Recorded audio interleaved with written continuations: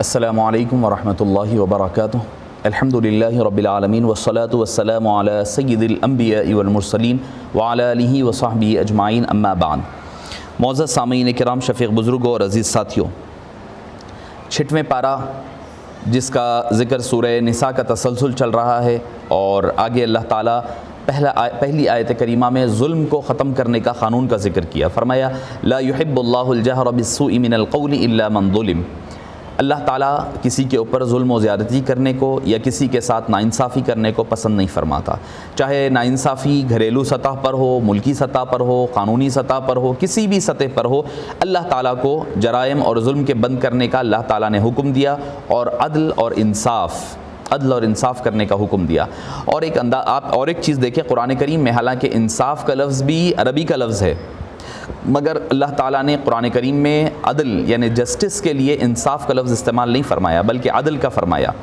انصاف کہتے ہیں کسی بھی چیز کو 2 ٹکڑے کر کے پیش کر دینا، یعنی ایک ہے ایک کو آدھا کر دینا، یا 100 ہے 100 کو 50 کر دینا، یہ انصاف ہے۔ عدل کیا ہے؟ عدل یہ ہے کہ آدمی کی صورت کو دیکھ کر، ضرورت کو دیکھ کر، اس اعتبار سے، موقع اور حالات کے اعتبار سے اس کو اس کا حق ادا کرنا، یہ عدل کہلایا جاتا ہے عربی زبان میں۔ تو قرآن کریم نے ہر مقام پر انصاف کی بجائے عدل کا ذکر فرمایا، اور فرمایا اگر اس کے باوجود اگر کسی کے ساتھ ظلم زیادتی ہوئی ہے اور وہ اپنا بدلہ لینا چاہتا ہے تو وہ بدلہ لے سکتا ہے، مگر اس کے باوجود اگر وہ معاف کر دیتا ہے تو اللہ تعالیٰ فرماتے ہیں کہ اس کے لیے بہت بڑا اجر آخرت میں ملے گا۔ اس کے بعد 6ویں پارے میں ہمیں یہودیوں کی تردید کا حکم ملے گا کہ کیا وما قتلوہ وما صلبوہ ولکن شبہ لہم، کہ نہ حضرت عیسیٰ علیہ السلام قتل کیے گئے، نہ صلیب پر چڑھائے گئے، بلکہ اللہ تعالیٰ نے ان کی تشبیہ بنا کر کے دوسرے شخص کو وہاں رکھ دیا، اور ان لوگوں نے اس شخص کو جو قاتل تھا اس کو انہوں نے صلیب پر چڑھا دیا، اور یہ سمجھنے لگے کہ انہوں نے حضرت سیدنا عیسیٰ علی نبینا و علیہ الصلاۃ والسلام کو صلیب پر چڑھا دیا ہے، اور بلکہ فرمایا بل رفعہ اللہ، بلکہ اللہ نے تو ان کو آسمانوں پر اٹھا لیا ہے، اور قرب قیامت وہ اپنی شان اور عظمت کے ساتھ، شوکت کے ساتھ اس دنیا میں پھر واپس آئیں گے، اور تبلیغ دین حنیف محمدی صلی اللہ علیہ وسلم کے لیے اللہ تعالیٰ ان کو پھر سے دوبارہ مبعوث فرمائے گا۔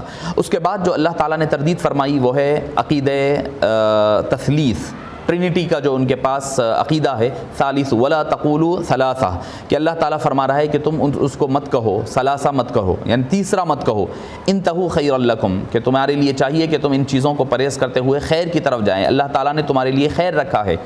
تو اس میں بتلایا گیا کہ تین کا جو ان کے پاس عقیدہ ہے وہ یہ ہے عیسیٰ علیہ السلام نعوذ باللہ خود خدا ہے، یا پھر نعوذ باللہ حضرت عیسیٰ علیہ السلام اللہ کے بیٹے ہیں، یا تیسرا عقیدہ یہ ہے کہ حضرت عیسیٰ علیہ السلام 3 میں سے تیسرے ہے، پہلا خود خدا ہے، دوسرا روح القدس ہے، تیسرے حضرت عیسیٰ علیہ السلام، یا پھر یہ تینوں کا مجموعہ بن کر کے وہ عیسیٰ علیہ السلام ہے۔ یہ عقیدہ ہے عیسائیوں کا۔ تو اللہ تعالیٰ نے ان عقیدوں کو عقیدہ تثلیث کی تردید فرمائی، اور فرمایا حضرت عیسیٰ علیہ السلام حضرت مریم کے بطن سے، ان کے پیٹ سے پیدا ہوئے ہیں۔ جو لوگ یہ کہتے ہیں کہ ان کے والد نہیں ہیں، تو اللہ تعالیٰ نے پھر ان کو مثال دی، حضرت ان مثل عیسیٰ عند اللہ کمثل آدم، حضرت عیسیٰ کی مثال اللہ کے پاس آدم کی طرح ہے، حضرت سیدنا آدم علیہ السلام کی طرح ہے۔ حضرت آدم کے بھی والد نہیں تھے، والدہ ان کے تو والدہ بھی نہیں تھے، یہاں تو بھی کم سے کم ان کی والدہ موجود ہے۔ پھر اللہ تعالیٰ نے کلالہ کی میراث کا حکم بیان فرمایا، یستفتونک قل اللہ یفتیکم فی الکلالہ، اے حبیب پاک آپ فرما دیجئے کہ اللہ تعالیٰ فتویٰ دیتا ہے کلالہ کے بارے میں۔ کلالہ کس کو کہتے ہیں؟ کہ یعنی ایک ایسا شخص جو فوت ہو چکا ہے، نہ جس کی اولاد ہے نہ جس کے ماں باپ ہے، یعنی آگے پیچھے کوئی نہیں ہے، اب اس کا حکم، اس کی وراثت جو پیسہ وہ چھوڑ جائے گا اس کا کیا حکم ہوگا؟ اس کی تجہیز، تکفین، اور اس کی اگر وصیت ہے تو وہ دیکھا جائے گا، اس کی خبر میت وغیرہ کرنے کے بعد جو پیسہ بچے گا، اگر اس کی ایک بہن ہے تو اس کی میراث کا آدھا حصہ اس کو دے دیا جائے گا، یا 2 یا زیادہ ہو تو پھر تہائی دیا جائے گا، بھائی ہو تو ساری وراثت، بہن بھائی دونوں ہو تو آدمی کو 2 حصے مذکر مؤنث سے 2 حصے ملا کریں گے۔ یہ کلالہ کے احکام ہے جو وصیت کے یعنی علم الفرائض کے اندر آتے ہیں، اس کے ذکر اللہ تعالیٰ نے یہاں پر فرمایا ہے۔ اس کے بعد ہمیں شروع ہوتا ہے سورہ مائدہ۔ مائدہ کہتے ہیں دسترخوان کو، دستر کو کہا جاتا ہے مائدہ. ربنا انزل علینا مائدۃ من السماء، چونکہ حضرت سیدنا عیسیٰ علیہ السلام کی اس آیت اس سورے میں دعا ہے کہ اے باری تعالیٰ مائدہ دسترخوان نازل فرما، اسی لیے اس سورے کا نام مائدہ رکھا گیا. اور اس سورے میں چونکہ میجورٹی جو ذکر ہوئی ہے حلال اور حرام کا ذکر ملے گا آپ کو. پہلی بات ہوتی ہے، آیت شروع ہوتی ہے یا ایھا الذین آمنوا اوفو بالعقود، اے ایمان والو اپنے وعدوں کو پورا کرو، اپنا جو ایگریمنٹ کسی کے ساتھ کرو تو اس کو پورا کیا کرو، کیونکہ وعدے کا پورا کرنا یہ مومن کی علامت ہے. وعدہ کر کر کے وعدہ توڑ دینا یہ منافق کی علامت کہی گئی. پھر اس کے بعد 9 چیزوں کی حرمت کا ذکر ہوا. حرمت علیکم المیتۃ والدم ولحم الخنزیر وما اہل لغیر اللہ بہ والمنقنقۃ والموقوذۃ والمتردیہ والنطیحۃ وما اکل السبع الا ما ذکیتم. ان 9 چیزوں کا ذکر کیا گیا. اس کی حرمت کا کیا ہے وہ؟ پہلا کہا مردار، پھر بہنے والا خون، پھر فرمایا خنزیر، اور پھر کہا گیا وہ جانور جو غیر اللہ کے نام پر ذبح ہو. میں اس سے پہلے بھی ہمارے 4تھے پارے میں اس کی ذکر وضاحت کر آیا ہوں. اس سے مراد وہ جانور نہیں ہیں جو اللہ کے نام پر تو ذبح ہوں مگر کوئی درگاہ میں لے جا کر کے ذبح کرے، کوئی اور خاص مقام پر، جیسے اکثر ہوتا ہے کسی کے نام کو منسوب کر دیتے ہیں، یا 11ویں کا بکرا ہے، یہ فلاں کی نیاز کا بکرا ہے، تو کسی کی طرف منسوب ہونے سے وہ جانور حرام نہیں ہوتا.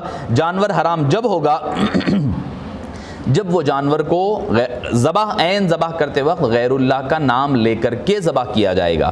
اس کے علاوہ وہ جانور جس کا گلا گھونٹ دیا گیا ہو، گلا گھونٹ کر کے ہلاک کیا گیا، وہ جانور کی بھی بھی کھانا حرام ہے. یا پھر کسی کو بہت سخت مار لگ گیا، پتھر کا مار لگ گیا، یا جانور کو لاتے وقت مار لگنے سے وہ ہلاک ہو گیا، تو وہ جانور کا بھی آپ کو گوشت کھانا حرام ہے. وہ جانور جو اوپر سے گر کر کے مر جائے، چھت پر چڑھ گیا تھا، کود کر کے مر گیا جانور، بکرا ہے، بکری ہے، گائے، جو بھی جانور ہوگا، وہ جانور اگر گر کر مر جائے تو وہ جانور بھی حرام ہے. 2 جانور لڑ رہے ہیں، مرغوں کی جو لڑائی ہوتی ہے، ایک جانور اگر سخت مار لگنے سے مر گیا، 2 بکرے لڑ لیے، لڑ کر کے مر گئے، تو جو جانور مر جائے گا وہ جانور بھی کھانا حرام ہے. جسے کسی درندے نے چیر پھاڑ کر کے مار دیا ہے، یعنی کوئی بھیڑیا ہے، کوئی چیتا یا پھر شیر وغیرہ نے کسی جانور کو، حلال جانور کو مار دیا ہے، تو اس جانور کا بھی آپ کو گوشت کھانا حرام ہے. تو یہ جانور ہیں جن کا گوشت کھانا کرنا حرام ہے. ان کے علاوہ ساری چیزیں حلال کی گئی. یعنی اسلام کا ایک اصول ہے، جو چیز حرام ہوتی ہے، لوگ اکثر پوچھتے ہیں بھئی یہ کام کرنا کہاں ہے، اسلام میں کہاں ہے؟ تو اسلام کا اصول یہ یاد رکھ لیں، اسلام حرام چیزوں کا ذکر کرتا ہے، حلال کا ذکر نہیں کرتا. اب جو چیز کا ذکر آپ کو نہیں ملے گا، لوگ پوچھتے ہیں میلاد کرنا کہاں پر ہے، یہ سوال کرنا ہی غلط ہے. اس کے لیے یہ دیکھنا پڑے گا میلاد نہیں کرنا کہاں پر ہے، دیکھنا پڑے گا. اگر میلاد نہیں کرنے کی کوئی دلیل ہے تو میلاد کے آپ کو رکنا پڑے گا. 11ویں سے 12ویں سے جو بھی کام ہے، عرس ہے وغیرہ، جتنے آپ کے مباحات ہے، مستحبات ہے، وہ کب دیکھا جائے گا، کب روکا جائے گا؟ جب اس کے حرام ہونے کا ذکر قرآن یا حدیث میں ملے. ورنہ آپ دیکھیں مثال کے طور پر آپ کھاتے ہیں، کیا کیا نہیں کھاتے، آپ ملک شیک پی رہے ہیں، کیا اس کا ذکر ہے قرآن میں، حدیث میں؟ آپ کیا کیا کھا رہے ہیں، ان ساری چیزوں کا ذکر ہے؟ نہیں ہے. کیوں نہیں ہے؟ قرآن کریم میں یہ ساری چیزیں حلال ہے سو نہیں ملتی آپ کو. اسلام میں جو حرام ہے اس کا ذکر قرآن اور حدیث میں ملے گا، جو حلال ہے از خود اس کا ذکر نہیں ملنا، خود اس کے حلال ہونے کی دلیل ہوا کرتی ہے. تو اسی طرح اگر کسی چیز کی دلیل ہمیں نہیں ملتی ہے، کہ نہیں کرنے کی دلیل نہیں ملتی، تو کوئی بھی یہ نہیں دیکھا جائے گا، کرنے کی دلیل نہیں دیکھی جائے گی، نہیں کرنے کی دلیل دیکھی جائے گی. اگر نہیں کرنے کی کوئی دلیل ہے تو وہ کرنا جائز ہوگا. جیسے میلاد ہے، میلاد کے دلائل تو ہیں ہی. لوگ اکثر یہ سوال کرتے ہیں کہ بھئی قرآن میں ہے کیا، حدیث میں ہے کیا میلاد منانا، ایسا کرنا ہے ویسا؟ تو معزز سامعین کرام، یہ سوال ہی جہالت پر مبنی ہے، یہ سوال کرنا ہی جہالت ہے. اس کے علاوہ دین اسلام کی تکمیل ہونے کا اعلان ہوا کہ الیوم اکملت لکم دینکم واتممت علیکم نعمتی ورضیت لکم الاسلام دینا. آج کے دن اے حبیب ہم نے آپ کے دین کو مکمل فرما دیا ہے اور آپ کی خاطر ہم اس سے راضی بھی ہو گئے ہیں. تو دین کی تکمیل یہ ہے کہ حبیب پاک صلی اللہ علیہ وسلم کے دین کو دین آخر اور دین فیصل اللہ تعالیٰ نے مقرر فرما دیا ہے. اس کے بعد فرمایا کہ اہل کتاب یعنی سچا یہودی اور نصرانی ہے تو اس کا حلال کیا ہوا ذبیحہ کھانا جائز ہے. وطعام الذین اوتوا الکتاب حل لکم وطعامکم حل لہم والمحصنات من المؤمنات والمحصنات من الذین اوتوا الکتاب من قبلکم. ان کا ذبیحہ بھی حلال ہے اگر وہ صحیح طور پر یہود اور نصارہ ہے تو ان کی لڑکی سے پاک باز خواتین سے نکاح کرنا بھی جائز ہے. عدل و انصاف کا حکم، یا ایھا الذین آمنوا کونوا قوامین للہ شہداء بالقسط. اللہ نے مسلمانوں کو عدل و انصاف انصاف کرنے کا حکم دیا، دوستوں سے معاملہ ہو یا دشمنوں سے ہو، عدل اور انصاف کے حکم پر قائم رہنا ضروری ہے، اور اس سے دور ہو جانا یہ اسلام سے ہٹ جانا ہے، یہ اسلام کی بنیادوں کو ہلا دینے کے مترادف ہے۔ پھر اس کے بعد یہود و نصارہ کا جو دعویٰ ہے اس کی تردید کی گئی، وقالت الیہود نحن والنصارى نحن ابناء اللہ واحبہ، ہم اللہ کے بیٹوں کی طرح ہے اور اللہ کے مقرب بندے ہیں، محبوب ترین ہے۔ اللہ نے اس کی تردید فرما دیا کہ ایسا کچھ نہیں ہے، اللہ کے مقرب وہ ہے جو دین اسلام پر چلنے والے ہیں۔ تو بتلایا تم بتاؤ اے حبیب پاک، اچھا پھر بتاؤ اللہ تعالیٰ نے تمہیں آخرت میں کیوں عذاب دے رکھا ہے؟ سورہ بقرہ میں یہودیوں کا ذکر کیا گیا اور کہا گیا اگر تمہیں عذاب ہوا بھی تو ہمیں اتنے دن ہوگا، گنتی کے دن ہوگا، اس سے زیادہ نہیں ہوگا۔ اللہ فرمایا کہ اللہ نے تمہارے ساتھ یہ وعدہ فرمایا ہے؟ نہیں، اللہ نے نہ کوئی وعدہ فرمایا ہے، نہ اللہ کے حبیب نے کوئی ایسا وعدہ فرمایا ہے جس سے کہ تم یہ دعویٰ کر سکو کہ اللہ نے تمہارے لیے یہ آسانیاں پیدا فرمائی ہے۔ پھر اس کے بعد ذکر ہوا حابیل اور قابیل کی داستان، وَاتْلُ عَلَيْهِمْ نَبَأَ ابْنَيْ آدَمَ بِالْحَقِّ، حضرت آدم علیہ السلام کے دونوں بیٹوں کا ذکر ملتا ہے۔ اللہ نے دو بیٹوں کا ذکر کیا، آدم علیہ السلام اور اماں حوا جب دنیا میں آئے، اولاد کا سلسلہ شروع ہوا تو ہر حمل سے جڑواں اولاد پیدا ہوا کرتی، ایک لڑکا اور ایک لڑکی۔ تو یہ جو لڑکا لڑکی کا جو پیر ہوتا، ان کا آپس میں نکاح کرنا جائز نہیں ہوتا۔ اب ہوا یہ کہ قابیل کے ساتھ جو لڑکی پیدا ہوئی اس سے وہ نکاح نہیں کر سکتا تھا، وہ خوبصورت تھی، اس کو نکاح کرنا تھا حابیل کے ساتھ ہونے والی لڑکی کے ساتھ، اور حابیل کے ساتھ والی لڑکی اتنی خوبصورت نہیں تھی۔ قابیل اڑ گیا کہ میں نکاح نہیں کروں گا، اب یہ شریعت کے مطابق نہیں تھا۔ حضرت آدم نے ان اختلاف کو ختم کرنے کے لیے فرمایا تم دونوں اللہ کی راہ میں قربانی دو، جس کی قربانی قبول ہوگی یہ لڑکی اسی کی ہوگی۔ حابیل نے کیا کیا؟ چونکہ وہ جانور چرایا کرتا تھا، بہترین جانور لا کر کے ذبح کر کے پہاڑ پر رکھ دیا، اور قابیل جو وہ کرتا تھا کہ اناج اگایا کرتا، سوکھی ڈالیاں لا کر کے اللہ کے راہ میں قربانی پیش کی، اس کی قربانی رد ہو گئی، حابیل کی قبول ہو گئی۔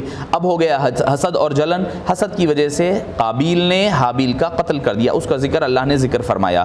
اور پھر اس کے بعد مردوں کو کیسے دفن کرنا ہے، ایک فبعث اللہ غرابا، تو اللہ تعالیٰ نے ایک کوے کو روانہ فرمایا، کوے کو روانہ فرما کر کے اس کے ذریعے سے اللہ تعالیٰ نے اس کا طریقہ کار بتلایا کہ کس طریقہ کار سے تمہیں چاہیے کہ وہ جانور کو ذبح کرے۔ اب اس کے بعد آگے بڑھتے ہیں تو اس کے بعد بتلایا کہ باغیوں کی سزا کیا ہوگی، انما جزاء الذین یحاربون اللہ ورسولہ ویسعون فی الارض فسادا ان یقتلوا او یصلبوا او تقطع ایدیہم وارجلہم من خلاف او ینفوا من الارض۔ اگر کوئی ڈاکوؤں نے دارالسلام میں، دارالاسلام کے کسی مسلمان یا غیر مسلم کو قتل کیا، مال نہیں لوٹا تو ان کی سزا صرف قتل ہوگی۔ اگر کسی کو قتل بھی کیا اور مال بھی لوٹا تو اسے زندہ سولی پر لٹکا کر نیزے سے پیٹ کو چاک کر دیا جائے گا۔ یہ اسلامی اصول ہے، یہ اسلامی سزائیں ہیں۔ اگر صرف مار لوٹا تو مخالف جانب سے ہاتھ پیر کاٹے جائیں گے، یعنی رائٹ ہینڈ کٹا گا تو لیفٹ پیر کاٹا جائے گا، اگر لیفٹ ہاتھ کاٹا گیا تو رائٹ پیر کاٹا جائے گا۔ تو یہ اسلامی، اگر کسی قتل بھی نہیں کیا اور مال بھی نہیں لوٹا تو اس کو زمین سے نکال دیا جائے گا، یعنی جلاد وطن کر دیا جائے گا۔ اس کے بعد چور کی سزا کا ذکر ہے، والسارق والسارقۃ فاقطعوا ایدیہما، چور عورت ہو یا مرد ہو ان کے ہاتھ کاٹے جائیں گے، اور جب تک کہ وہ مال کو لوٹا نہ دیں۔ پھر اس کے بعد یہودیوں اور منافقین کا ذکر ملتا ہے، یا ایھا الرسول لا يحزنک الذین یسارعون فی الکفر، اے حبیب پاک یہاں تینوں فرقوں کی عادت کا ذکر کیا جا رہا ہے کہ یہ لوگ اللہ کے ہدایات اور احکام کے مقابلے میں اپنی خواہشات اور اپنی دلی خواہشات کو پورا کرنے کی فکر میں رہا کرتے ہیں۔ فرمایا کہ ان لوگوں کا اے حبیب پاک آپ کو تکلیف دینا، وہ آپ کو کفر کی وہ کافر جو ہیں یہ کوشش کرتے ہیں آپ کی تکلیف رنجیدہ کریں، آپ رنجیدہ مت ہوئیے۔ اگر ایمان لاتے ہیں گڈ، نہیں لاتے ہیں تو کوئی بات نہیں، ان کو چھوڑ دیجئے۔ پھر اس کے بعد یہود و نصارہ سے دلی دوستی کرنے کی پھر ممانعت ہے، لا تتخذوا اليهود والنصارى اولیاء بعضهم اولیاء بعض۔ اس کے بعد مرتدین اور مخلصین کا ذکر، من یرتد منکم عن دینی فسوف یأتی اللہ بقوم یحبهم ویحبونہ۔ جو ارتداد، یعنی بعض مفسرین فرماتے ہیں اس سے مراد حضرت ابوبکر صدیق کے دور میں جو فتنہ ارتداد اٹھا تھا اس کا ذکر ہے۔ یہ ارتداد کی کوشش کرتے ہیں، ان کے مخالف میں کون ہوتے ہیں؟ جو اللہ کے حبیب سے محبت کرتے ہیں اور اللہ ان سے محبت فرماتا ہے۔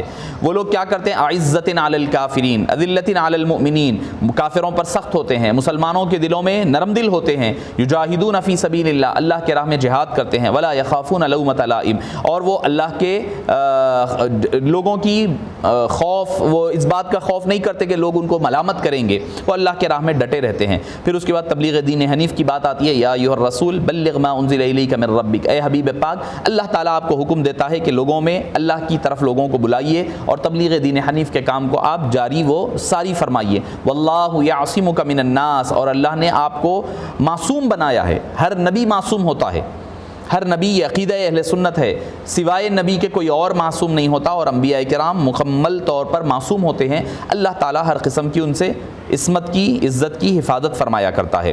پھر اس کے بعد یہود و نصارہ کی دشمنی کا ذکر کیا گیا. آخر میں یہ بات بتلائی گئی لَتَجِدَنَّ أَشَدَّ النَّاسِ عَدَاوَةً لِلَّذِينَ آمَنُوا الْيَهُودَ وَالَّذِينَ أَشْرَكُوا وَلَتَجِدَنَّهُمْ أَقْرَبَهُمْ مَوَدَّةً لِلَّذِينَ آمَنُوا الَّذِينَ قَالُوا إِنَّا نَصَارَى، کہ اے دیکھو یہ بات فرمائی کہ دیکھو تمہارے دشمن یہود بھی ہے، مشرکین بھی ہے، نصارہ بھی ہے، تینوں تمہارے مخالف ہے، لیکن ان تینوں میں سے یہود و نصارہ مسلمانوں کے ساتھ نفرت، دشمنی اور کینہ رکھتے ہیں، اور عیسائی یہودیوں کی بنسبت تھوڑا نرم دل ہے.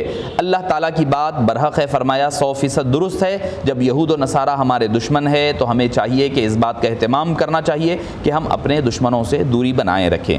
پھر فرما دیا اللہ تعالیٰ نے تو حبیب پاک کو یہاں تک فرما دیا سورہ بقرہ میں وَلَن تَرْضَىٰ عَنْكَ الْيَهُودُ وَلَا النَّصَارَىٰ حَتَّىٰ تَتَّبِعَ مِلَّتَهُمْ. اے حبیب پاک وہ تو کوشش ہی یہی کرتے ہیں، وہ تو چاہتے یہ ہیں کہ آپ اپنے دین کو چھوڑ کر کے ان کے دین کی طرف راغب ہو جائیں اور ان کا دین اختیار کر لیں. انہی چند کلمات کے ساتھ، انہی باتوں پر چھٹے پارے کا اختتام عمل میں آتا ہے. انشاءاللہ آپ سے پھر ملاقات ہوگی 7ویں پارے کی خلاصہ اور تدبر قرآن کی نشست میں. السلام علیکم ورحمۃ اللہ وبرکاتہ.